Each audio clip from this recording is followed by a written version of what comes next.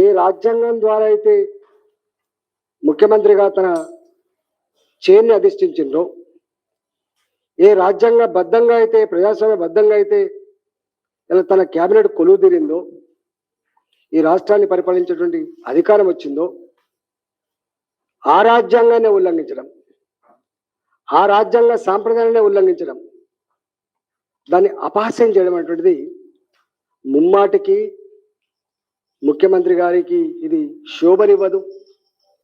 ఇది మంచి సాంప్రదాయం కాదు. దీన్ని ప్రజాస్వామిక వాళ్ళందరూ కూడా బాధపడేటువంటి సందర్భంగా నేను భావిస్తా ఉన్నా. దీని మీద మరి ముఖ్యమంత్రి గారు నిజంగానే ఏమైనా జ్వరం వచ్చిందా, ముఖ్యమంత్రి గారు నిజంగానే అనారోగ్య కారణాలు అంటే లేదు. వారు ప్రగతి భవన్లో జెండా ఎగిరేసిండ్రు. వారు స్వయంగా సికింద్రాబాద్ పరేడ్ గ్రౌండ్లో అమరవీరుల స్తూపం దగ్గర నివాళులు అర్పించి శ్రద్ధాంజలి ఘటించిండ్రు. మరి అట్లాంటి ముఖ్యమంత్రి గారు మరి అలా గవర్నర్ గారిని అవమానపరచడం కాదు. గవర్నర్ గారు సామాజిక నేపథ్యం అక్కర్లేదు, కానీ గవర్నర్